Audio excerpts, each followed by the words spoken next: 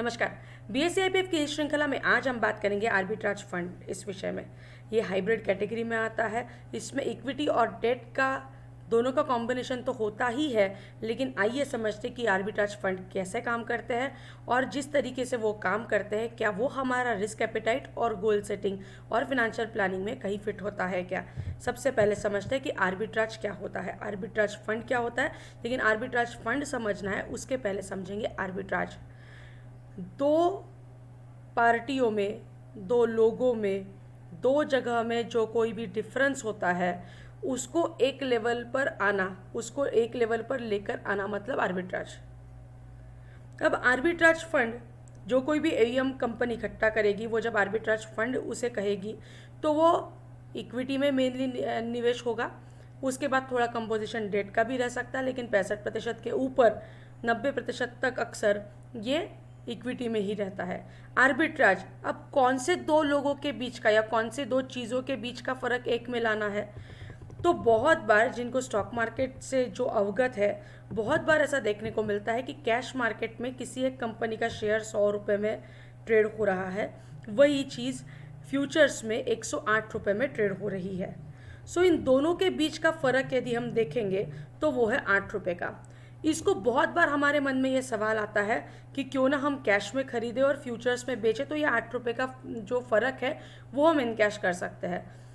Cash और future ये दोनों की जो प्राइस होती है वो सेटलमेंट वाले दिन, जब भी कभी हर महीने के आखिरी गुरुवार को जब एक्सपायरी होती है, तब कैश और फ्यूचर्स के प्राइजेस एक लेवल पर आते हैं। तो मानकर चलिए कि 100 रुपये कैश में है और 108 रुपये फ्यूचर्स में है, तो हम 100 में यदि खरीदते हैं और 108 में यदि बेचते हैं और उसकी एक्सपायरी वाले दिन प्राइस यदि 115 हो जाती है, तो जो आपने 100 में कैश में ख़रीदा उसमें आपको 15 रुपये का फ़ायदा हो जाएगा, और जो आपने 108 में बेचा उसमें आपको 7 रुपये का नुकसान हो जाएगा।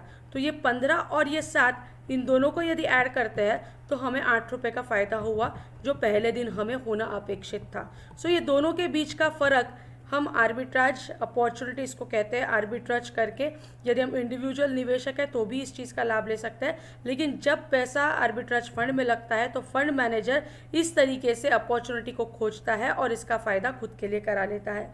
और क्या हो सकता है, हमारे यहाँ पर 2 एक्सचेंजेस है, एनएससी और BSc, Bombay stock exchange, national stock exchange. ये सारे 17 आपके लिए बीएससी आईपीएफ लेकर आ रहा है।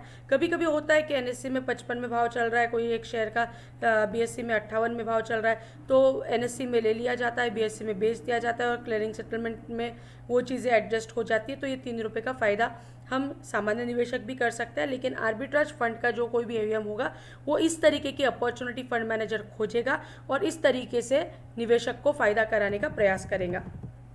रिस्क कोई इसमें नो काउंटर पार्टी रिस्क है, सो रिस्क उतनी नहीं है, लेकिन इक्विटी का कंपोजिशन है। आर्बिट्राज अपॉर्चुनिटी फंड मैनेजर को कितनी मिलती है, उसका पास्ट परफॉर्मेंस कैसा है वो एक बार देख लेना है। 7% का रिटर्न अराउंड 10 साल में दिया है। सो जितना एफडी का रिटर्न हम अपेक्षा कर रहे हैं उससे थोड़ा सा ज़्यादा रिटर्न हमें अपेक्षित है, तो हम इस फंड का चयन कर सकते हैं। एक्सपेंस रेशियो तुलनात्मक अभ्यास कर ले, होराइजन कम से कम 3 से 5 साल रहना चाहिए।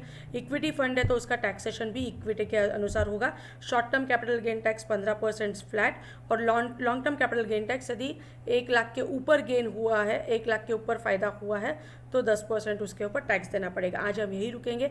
ऐसे किसी विषय के बारे में आपको जानना होगा तो कमेंट सेक्शन में ज़रूर लिखिए। आपका नाम और ईमेल एड्रेस तो लिख ही रहे, साथ ही साथ बीएससी आईपीएफ और सेबी को धन्यवाद बोलना मत भूलिएगा। यही विषय हिंदी और मराठी, इंग्लिश और मराठी लैंग्वेज में भी उपलब्ध है, इंग्लिश लैंग्वेज और मराठी भाषा में भी उपलब्ध है। यूट्यूब चैनल पर जाकर आप वही विषय समझ सकते हैं। आपको हमारे सत्र पसंद आ रहे, बहुत बहुत धन्यवाद।